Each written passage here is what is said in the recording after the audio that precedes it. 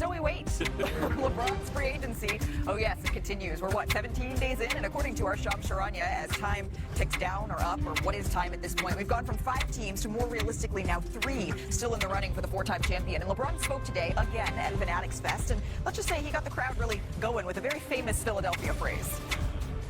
Most important is I want to compete. I want to compete at a high level. I want to, join a franchise that kind of shares the same, model as myself. That's practicing championship habits every day, but trusting the process more than anything. I think you trust the process of what actually did to that point.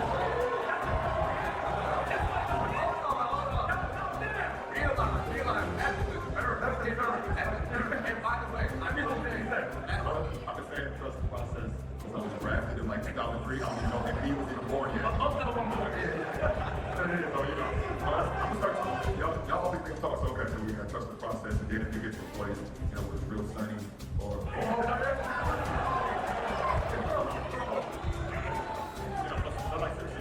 the process is what's most important, because if you just fully immerse yourself in that, then what the outcome will take care of itself. 8 straight years of different champions. So, everyone feels coming into the season, we just compete all year. Every fan base feels like this compete all year as well. So, being up with a team that's, kind of have that same model of well, we got to put the work in right here in September, October, and then what happens down the road. We now welcome in Dave McMenamin, our senior writer who is covering all things Lakers and now all things LeBron. And Dave, you were in the room when you saw LeBron work the crowd up. I think you called it a tizzy in your post on social media. So where do things stand now? What more do we know about LeBron James and his free agency decision? Yeah, Malika, there's still a handful of fan bases that still think they have a shot to get LeBron James whenever the decision comes. And I can tell you that those teams and the team brass associated with those fan bases also still have belief. Now, the list has narrowed. Really, we're talking about Miami, Cleveland, Philadelphia, and from the folks I've talked to over the last 24 hours or so, it seems like Golden State is more of a remote possibility than maybe we would have said a week ago or 2 weeks ago. And a lot of that has to do with the Eastern Conference and the path that it would provide to potentially playing in the NBA Finals. If you stay in the West, you basically have to go through 2 final series in San Antonio and the Thunder in order just to get to the finals and then have to beat the Eastern Conference team. So certainly that's part of the equation here, but the one thing that LeBron has continued to talk about after yesterday and today is don't look at next year, his 24th season, as the swan song necessarily. Today he was comparing himself to Bruce Springsteen and the Rolling Stones in terms of he still can get it done, and there's still a lot of people around the country who want to see him play, so don't force him into retirement anytime soon. Yeah, and there's still hits to be played as well. To all of the fans who are stopping very promptly right behind you to wave, we wave back, Dave. We appreciate the insight. Thanks, Malika. All right, we're now joined by a pair of senior writers, Brian Windhorst and Scape's Mark Spears, and of course, live from Vegas, as he has been for the last 10 days, our front office insider, Bobby Marks, who is cooked and ready to be here. Brian, LeBron, whenever he says, anything, but something like trust the process, he doesn't do that without knowing a little bit what he's doing here, right? I don't know. Number one, I loved that clock. That's my favorite thing I've seen all week. Number two, Dave McMenamin has taken to wearing black because he's at a vigil. He's just now all wearing black. It's his mood. Number three, Novak Djokovic, who's still getting it done in his late 30s. I'm sorry, was am I on back that at with you.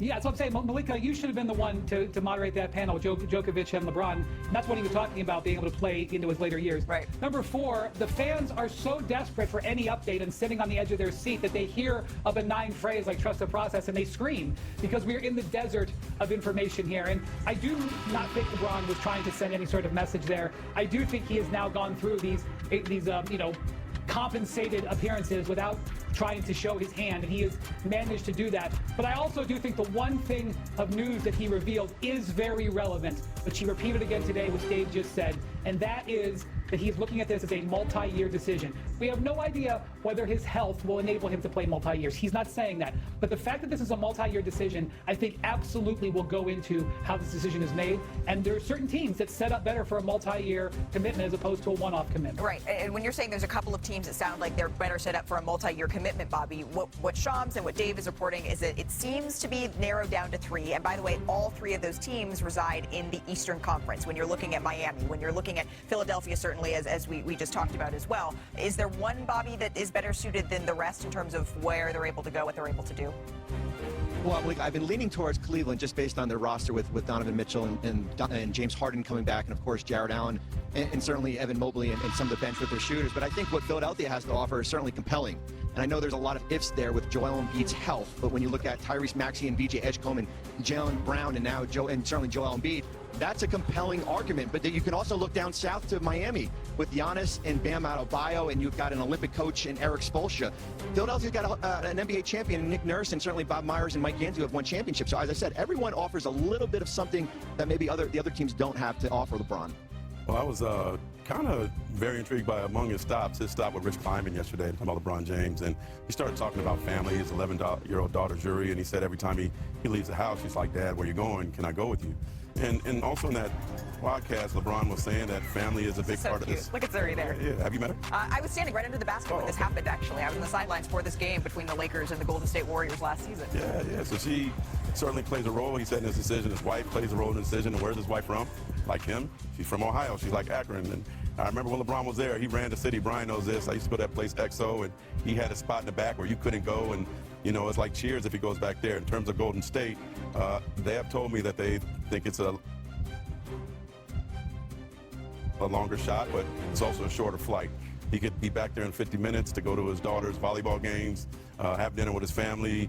Obviously, Draymond, and he's close with Draymond and Steph, and that's the case there. But if it's a family decision, I think Cleveland and Golden State certainly have a check that the other teams don't have. Well, and when you're talking about Draymond Green and waiting, it's not just us who, you say a dearth of information, a desert of information. All of us are sitting there on the edge of our seat, Brian. I don't think it's just the fans that are sitting there at Fanatics Fest.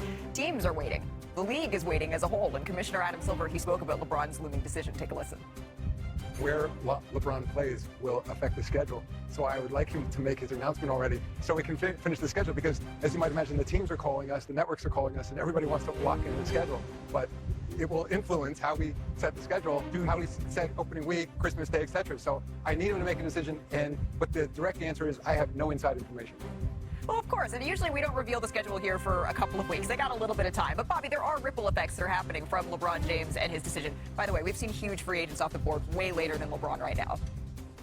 Well, free agency is basically paused right now, Malika. Certainly there's been a couple signings earlier in the week, but when you look at teams like Philadelphia and Miami and Cleveland and as Mark said, Golden State, those are the teams that are holding 3 to 4 roster spots available. Draymond Green in Golden State hasn't signed. James Harden in Cleveland, and I think the two players to keep an eye on here is DeMar DeRozan and Bradley Beal. DeRozan is probably the best free agent out there outside of James and the two players I just mentioned here, and I think where LeBron goes could certainly play a big role as far as a potential DeMar DeRozan pairing, and that would certainly add some significant depth to one of those teams. Brian, what are you hearing in terms of the ways in which this has put free agency on pause, and understandably so? Yeah, so obviously the team that gets LeBron James is probably going to make other ancillary moves.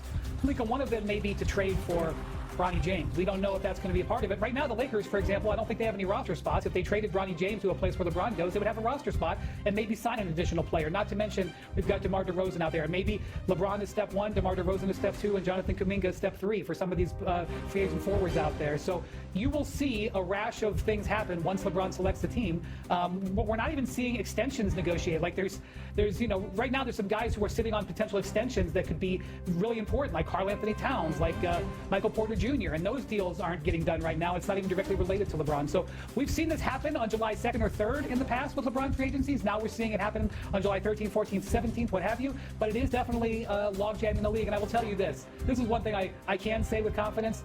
LeBron does not care about holding the league up with its schedule. He will make them wait until he is good and ready to make a decision.